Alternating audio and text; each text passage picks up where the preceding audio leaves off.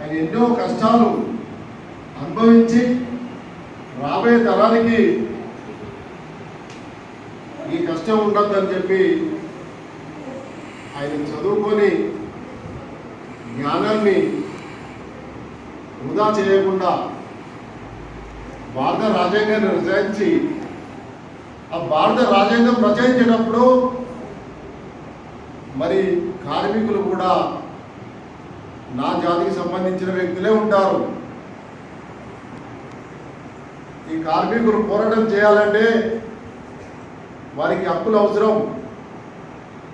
అందుకే భారత రాజ్యాంగంలో కార్మిక చట్టాలను లిఖితంగా చాలా గ్రేట్గా చాలా పవర్ఫుల్గా రాసినటువంటి మహానుభావుడు డాక్టర్ బిఆర్ అంబేద్కర్ గారు. అటువంటి కార్మిక చట్టాలను ఇప్పుడున్న బీజేపీ ప్రభుత్వం 2019 24 కార్మిక చట్టాలను 4 చట్టాలకు తీసుకొచ్చింది. 4 చట్టాలు ఎవరి కోసము? బడా వ్యాపారుల కోసం. బడా వ్యాపారులు ఎవరికి వ్యతిరేకం? బడుగు బలహీన వర్గాలకే వాళ్ళు వ్యతిరేకంగా ఉంటారు. ఎందుకంటే బడుగు బలహీన వర్గాలు ఏం చెప్పినా వింటారు. అని ఈ కార్మిక లోకం ఏకం కావాల్సిన అవసరం ఎందుకుందంటే ఇన్ని కార్మిక చట్టాలు తీసుకొచ్చినా, పవర్ఫుల్ కార్మిక చట్టాలు తీసుకొచ్చినా ఆ కార్మిక చట్టాలలో వాళ్ళకు ఒక బలం ఉన్నది. ఆ బలాన్ని మనం ఖచ్చితంగా తీసి పక్క పెట్టాలి అని 4 చట్టాలుగా తీసుకొచ్చి కార్మికుల హక్కులను కాలరాసినటువంటి బీజేపీ ప్రభుత్వం.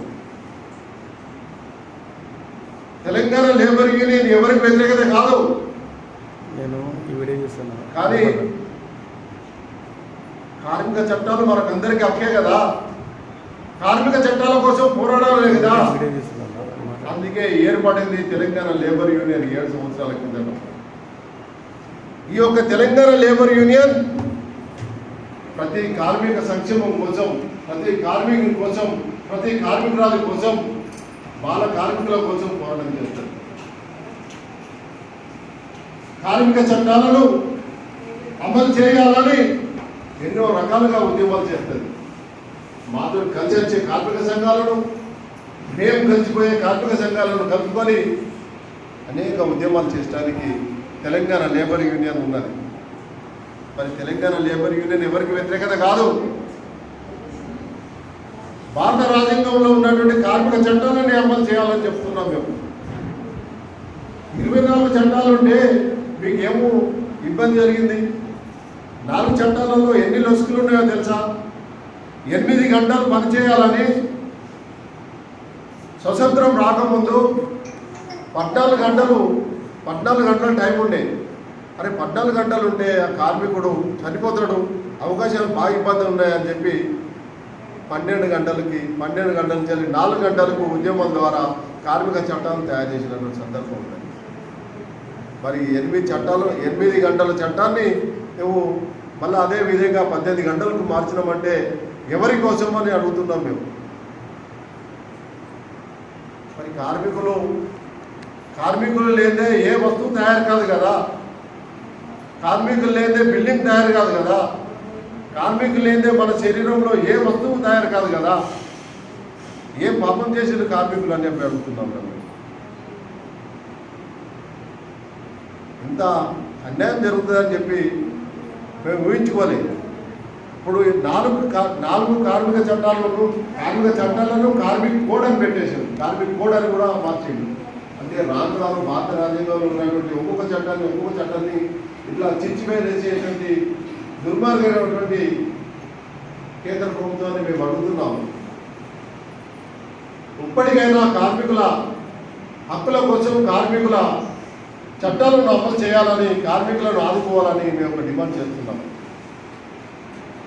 అందుకే నేను ప్రతిసారి అడుగుతూ ఉంటాను, కార్మికుడు ప్రతి ఒక్క కార్మికుడే, ఇంట్లో లేడీ భార్య కూడా కార్మికురాలే. ఇప్పుడు ఇంత ఘోరంగా అయినటువంటి పరిస్థితి ఎదుర్కోవాల్సి వస్తుంది భవిష్యత్తులో. తెలంగాణ లేబర్ యూనియన్ అనగానే చాలా మందికి భయపడతారు. అరే తెలంగాణ లేబర్ యూనియన్ అట, అబ్బో వీడు ఎవరికి శత్రువు, ఎవరికి శత్రువు, ఎవరికి మిత్రువు అని. మేము ఎవరికి శత్రువు కాదు, ఎవరికి మిత్రువు కాదు. కార్మిక లోకానికి మేము శత్రువులం కాదు, మిత్రువులం. కార్మికుల కోసమే ఏర్పడింది, తెలంగాణలో ఉన్నటువంటి కార్మికుల కోసమే ఏర్పడింది తెలంగాణ లేబర్ యూనియన్. వలస వచ్చిన కార్మికుల కోసం మేము వ్యతిరేకత చేస్తలేము, కానీ వారికి భద్రత కల్పించండి, వాళ్ళకి సౌకర్యాలు కల్పించండి. కార్మికులు, లోకల్ కార్మికులకు కూడా మీరు ఇక్కడ పనులు కల్పించండి అని చెప్తున్నాం. భవన నిర్మాణ కార్మికులు వలసలే ఉన్నారు, రోడ్డు భవన నిర్మాణ కార్మికులు వలసలే ఉన్నారు, సిమెంట్ ఫ్యాక్టరీలలో వాళ్ళే ఉన్నారు. మరి మన మన మన రాష్ట్రంలో అనేక ఫ్యాక్టరీలు ఏర్పడ్డాయి, వేరే వేరే రాష్ట్ర పనులు కావచ్చు, ఇంకా వేరే దేశంకి కూడా ఉన్నారు. కానీ ఇక్కడ మనోళ్ళకు మాత్రం దాని స్థానం లేదు.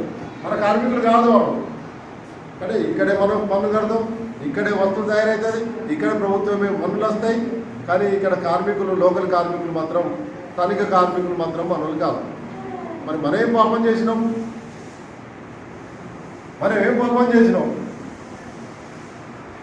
క్వారీలలో పోయినా వాళ్ళే ఉన్నారు. మరి క్వారీలలో మన ఊళ్ళో ఉన్నటువంటి యువకులు ఉన్నారు కదా, వాళ్ళని తీసుకోవచ్చు కదా, వాళ్ళని తీసుకోరు. వలస కార్మికులకు వ్యతిరేకత కాదు. మనం 60 తీసుకుంటే వాళ్ళు 30 తీసుకోవాలని చెప్తున్నాం. 100%లో వాళ్ళు మనది 60 తీసుకుంటే వాళ్ళు 30 తీసుకోవాలి. మేము వ్యతిరేకత కాదు. అరే ఎక్కడ చూసినా వలస కార్మికులే, ఎక్కడ చూసినా వలస కార్మికులే. ఆ వలస కార్మికులను తీసుకొచ్చి వాళ్ళకి ఏమైనా సౌలభ్యం ఇచ్చిల్లా, ఏమైనా సౌకర్యాలు కల్పించిల్లా, వాళ్ళకి భద్రత కల్పించిల్లా అంటే ఏం భద్రత లేదు, ఎక్కడ ఏం ఇబ్బంది లేదు. వారికి మొత్తానికి సర్వనాశనం ఉన్నది. మొత్తం మన దేశంలో, మన భారతదేశంలో వలస కార్మికులు ఇటు అటు తీసుకోపోవడం, అటు ఇటు తీసుకోపోవడం, కార్మిక చట్టాలు మాత్రం. అందుకే తెలంగాణ లేబర్ యూనియన్ స్థానికులకు ఉపాధి కల్పించాలి, వలస కార్మికులకు భద్రతతో వారి సౌకర్యాలు కల్పించాలి అని డిమాండ్ చేస్తుంది.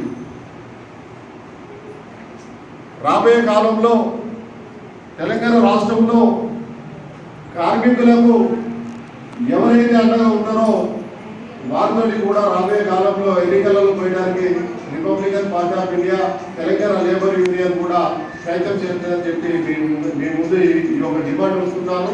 మరియు నెక్స్ట్ టైంలో కూడా మళ్ళొకసారి మీటింగ్ పెట్టి Telangana labour union, Republican party of India ప్రణాళిక ఏంటి అని చెప్పి మరొకసారి కూడా టైప్లెస్గా ఉంటుందని దాన్ని మళ్ళీ మీటింగ్ పెట్టి మరొకసారి మన రాష్ట్ర కమిటీ తోటి ఒకసారి కూర్చుని పెట్టి మాట్లాడి Telangana labour union, Republican party of India లక్ష్యం, వారి యొక్క ఉద్దేశం, వారి యొక్క డిమాండ్స్ మరొకసారి చెప్పడానికి మరొకసారి కూర్చుని పెట్టి మాట్లాడతాం. అందువల్ల తెలంగాణ లేబర్ యూనియన్ ఆధ్వర్యంలోనే కార్మిక సంక్షేమం కోసం, కార్మికుల పథకాల కోసం, కార్మికుల హక్కుల కోసం పోరాటం చేస్తామని చెప్పి ఈ యొక్క సందర్భంగా తెలియజేసుకుంటున్నారు. ఇంకోటి లచ్చన్ అన్నారు,